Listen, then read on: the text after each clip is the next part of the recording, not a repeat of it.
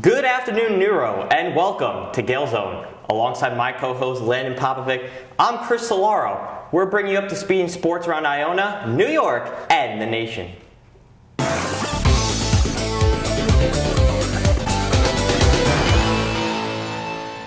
Before we begin today's show, we'd like to do a special shout out to Dylan Riccio, a senior on the Iona swim and dive team, who qualified for the NCAA zones. He competed in the 3-meter diving at the Naval Academy to complete his collegiate career. Congratulations to Dylan. On to Iona men's basketball. With postseason basketball, every possession matters. And in Atlantic City, the number 8 seed Iona Gaels squared off with the number 9 seed Sacred Heart Pioneers in the opening round of the MAC Men's Solo Basketball Championship. Sacred Heart came away with a 91-80 win over the back of this dominant second half. The Gaels started fast, building a 21-14 lead early, but Sacred Heart heated it up late in the first half to take a 5-point lead into the break. Iona tied the game at 45 in the second half on a 3 from Luke Jungers, but the Pioneers answered with an 8-0 run and never gave up the lead.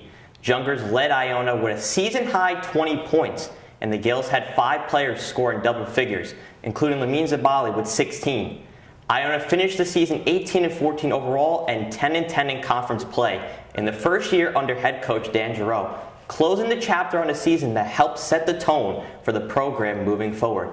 Landon, let's move on to our women's basketball. What do you got on them for us? Yeah, the Iona women's basketball season came to a close this weekend in Atlantic City, but not before the Gaels put together one of their strongest runs of the year. Iona finished the season 20-12 overall and 12-8 in MAC play.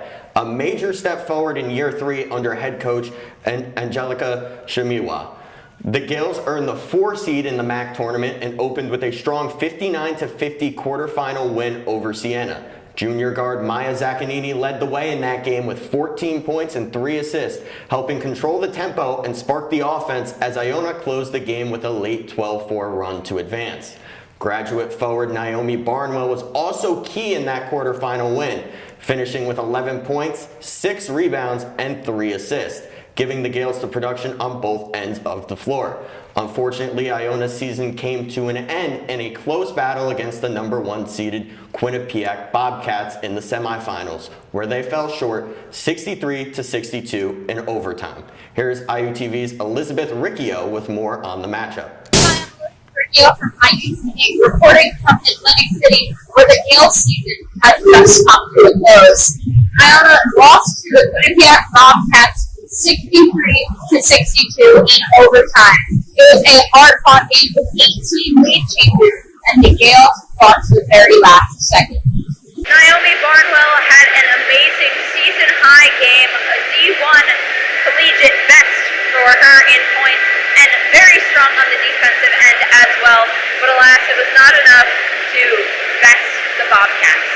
We got to hear from Naomi as well as her 2 teammates, Bella Middleton and Zoe Ward, in the postgame, along with Coach Angelo.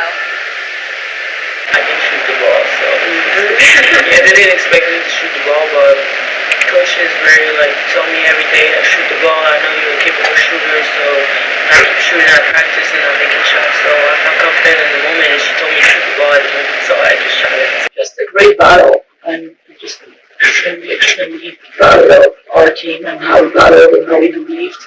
There was never not one doubt. Before the tournament yesterday, I went into it, and just especially these 3, they just battled out and just extremely proud.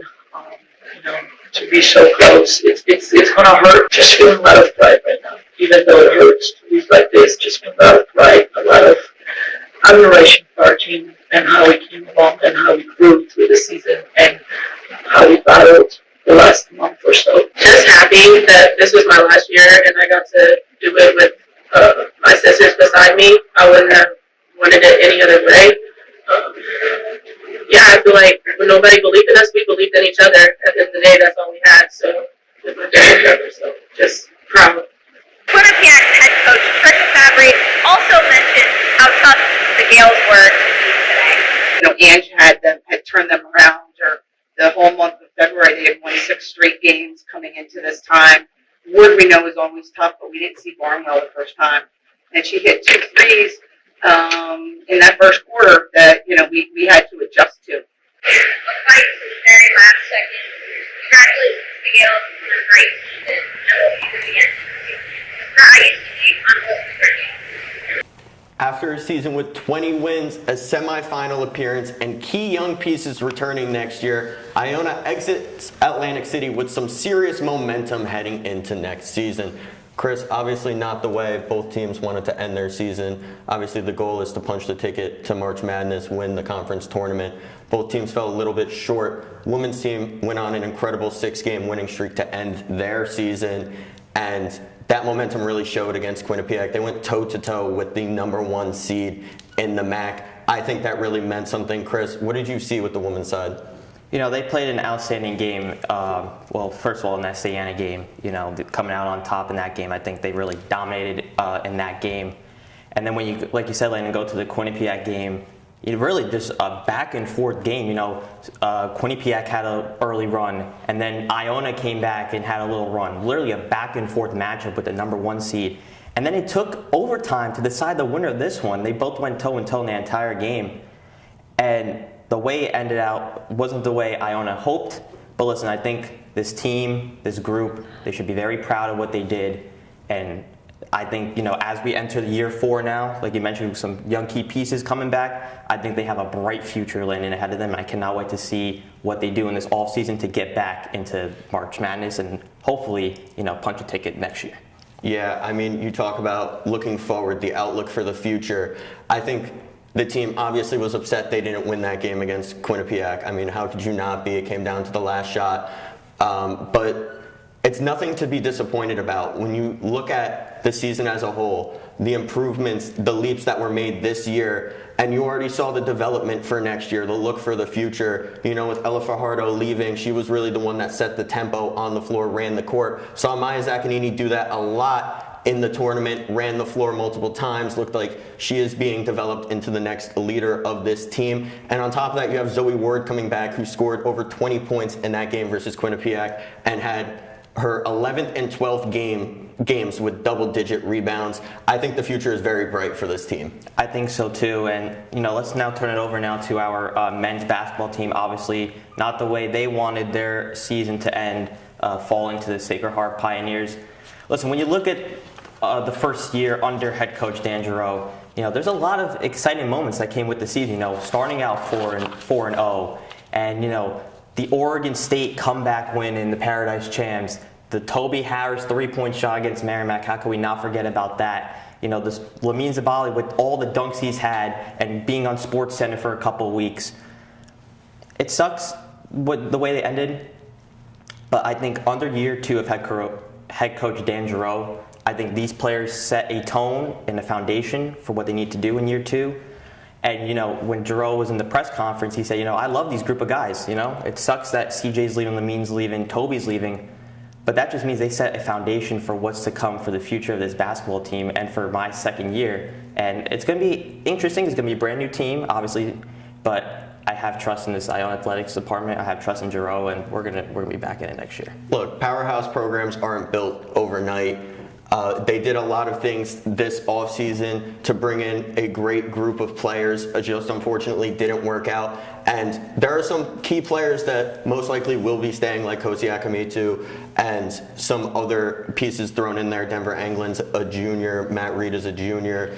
There's some pieces that will be staying. Aliu Fall was a freshman. His emergence towards the end of the season was something that was so crucial for Iona, and they definitely missed him in that Sacred Heart game. Went down with a sprained ankle like about halfway through that game, and they weren't really able to replace that size that he brought into that lineup. But I want to focus on the bright side that anything can really happen in college sports, with the way the transfer portal is now, with the way NIL works and all of that. Coach Gioio can be poised to have a great offseason and bring in the next wave of players to this team. Yeah, also when Keyshawn went down too, that kind of really changed how this team was built going forward. And some notes from the press conference, Gioio said, he needs to emphasize the development of players internally and also make the right moves externally. He said, when the spring comes around, like we mentioned, this team is going to be shaped differently. And he believes whatever he does is going to help bring Iona back to where they need.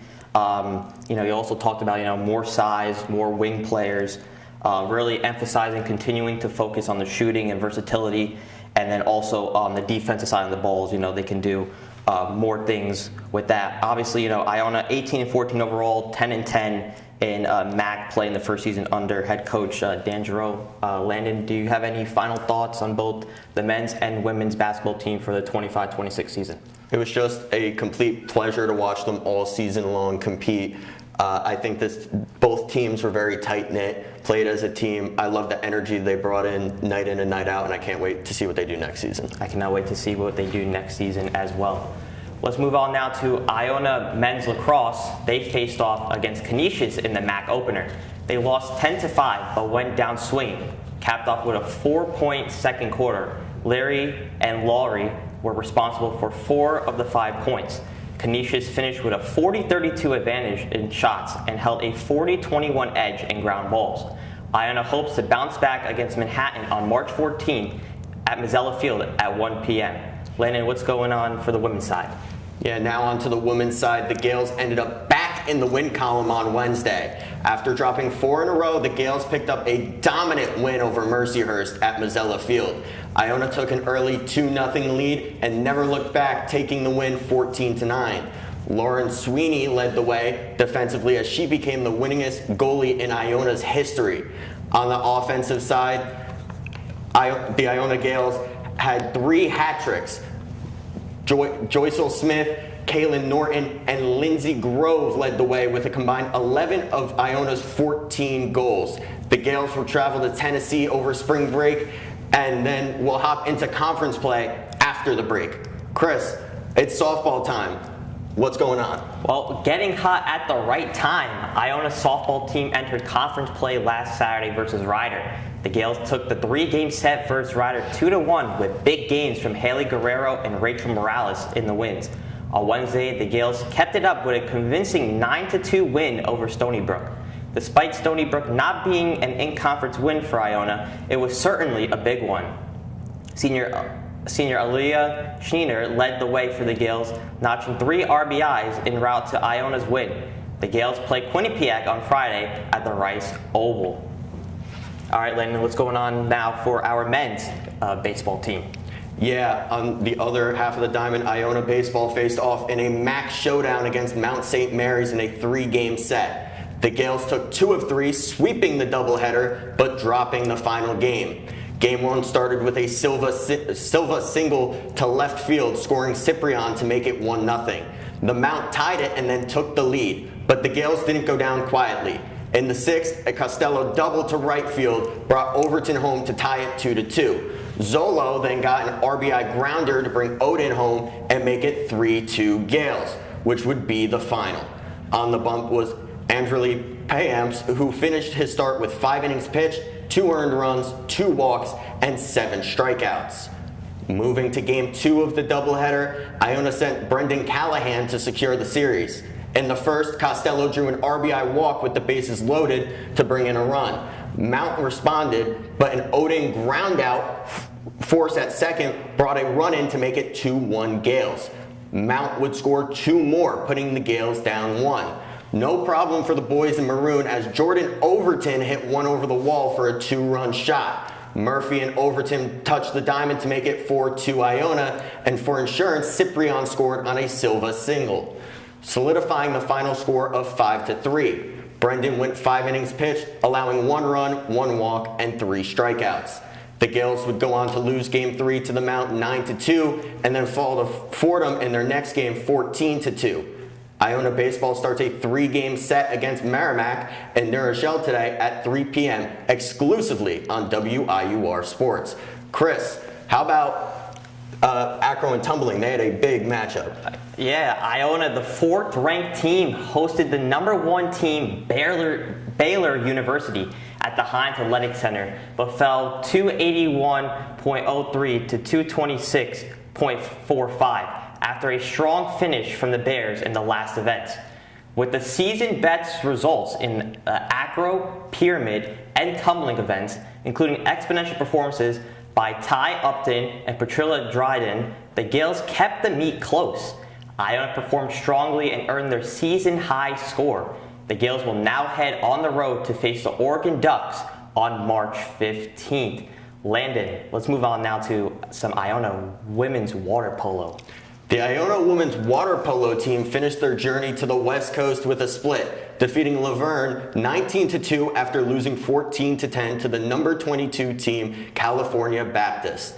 MJ Metzdorf anchored the defense in goal, while Sadie Salas led the Gales offensively throughout the games.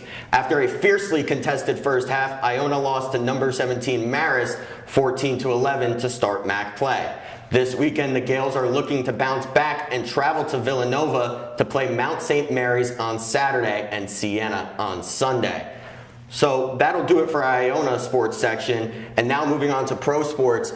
And we have such a great World Baseball Classic going on. Let's talk about it. So pool play has officially wrapped up in the World Baseball Classic, and these nations will be moving on to the knockouts. Canada, Puerto Rico, Japan, Korea, Dominican Republic, and Venezuela. Notice how I left out Pool B? It all came to a head this week, as the U.S. started the week with a 5-3 win against Mexico. The Americans were led by a 2-run blast from their captain, Aaron Judge, to put them up 2-0. But Roman Anthony put the hammer down to give the U.S. a 5-0 lead with a 3-run homer. Even though Jaron Duran smacked 2 homers of his own for Team Mexico, it wasn't enough as the U.S. held on. The following night, however, they were not as lucky. Team Italy jumped out to an astonishing 8-0 lead. The Italians were led by a solo shot by Kyle Teal, a 2-run homer by Sam Antonacci, and another 2-run shot by Jack Caglione. Gunnar Henderson would get the Americans on the board, and 2 Pete Crow Armstrong homers would cut the lead down to 2. But unfortunately for Team USA, they came up short and fell 8-6. This meant their fate would come down to the Italy-Mexico game on Wednesday, and the Azzurri dismantled Mexico 9-1 to finish 4-0 in pool play. But more importantly, got the U.S. into the knockouts. Later tonight, the United States will face off in a rematch from the hockey gold medal games against their brother up north, Canada. So a little bit of a weird situation happened in that U.S.-Italy game. Manager Mark DeRosa had thought that the U.S. had clinched already, had said it in an interview, has tried to retract it, but can't even get the information right there.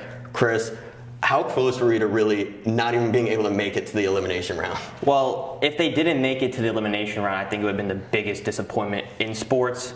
My question is, like, how did you not know you miscalculated? That's something to question.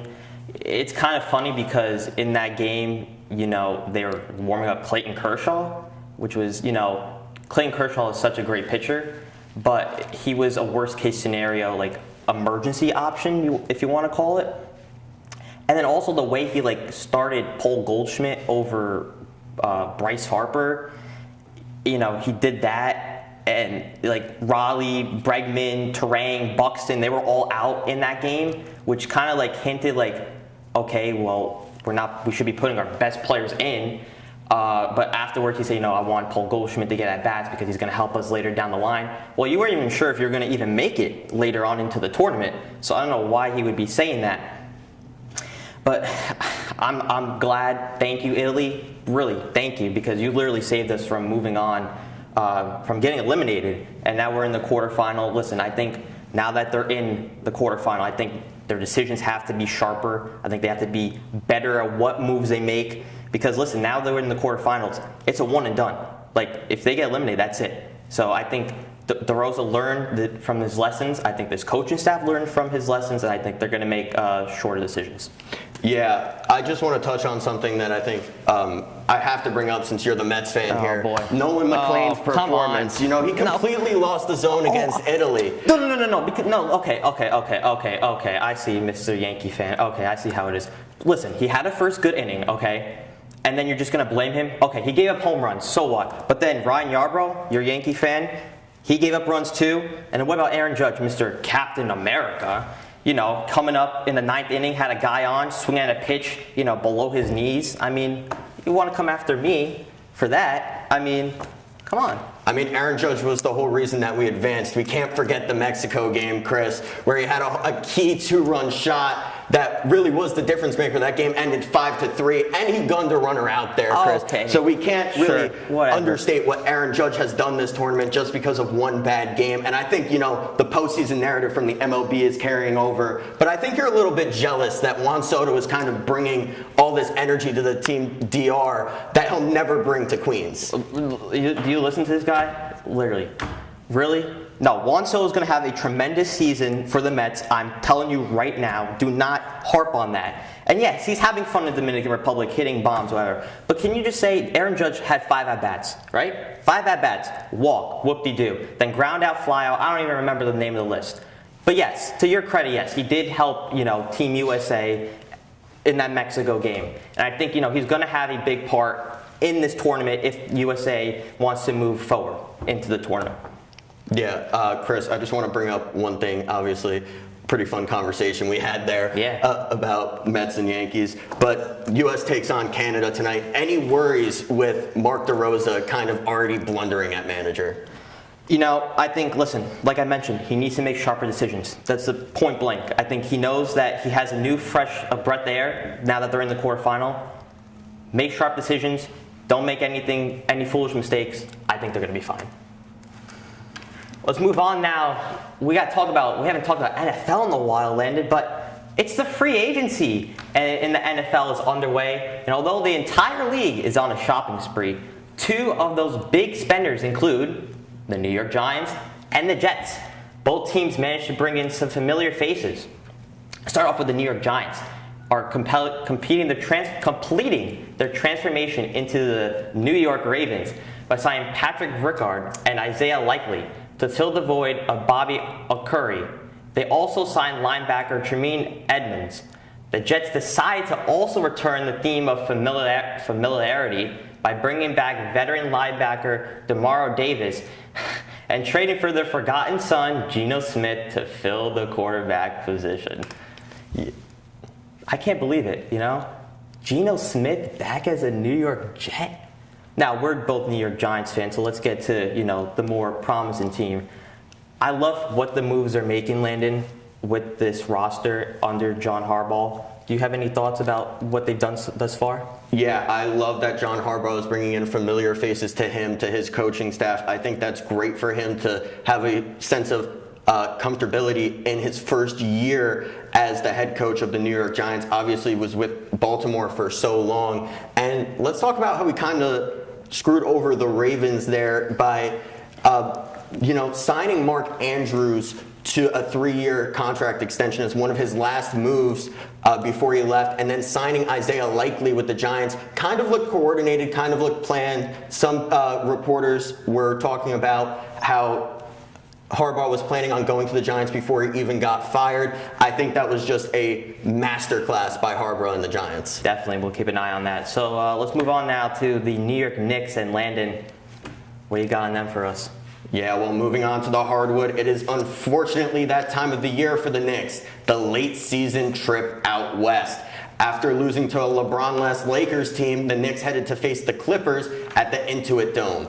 Despite 35 points from Karl Anthony Towns, it just wasn't the Knicks' night as they had a whopping 19 turnovers. They fell to the Clippers 126 to 118. 2 days later, the Knicks traveled to Salt Lake City to face the Jazz. After trailing by 18 points to Utah, the Knicks finally woke up and managed to win by a score of 134 to 117. Jalen Brunson led the charge for New York with 28 points, but a big star for the Knicks last night was 27 points off the bench by Jordan Clarkson against his former team. The Knicks head to Indianapolis later tonight to take on the Pacers. Obviously, big matchup against the Pacers tonight. But if you would have asked me last week, if we would have had a show last week, I would have been very confident. I was one that said that the Knicks weren't even going to make it past the first round in the playoffs.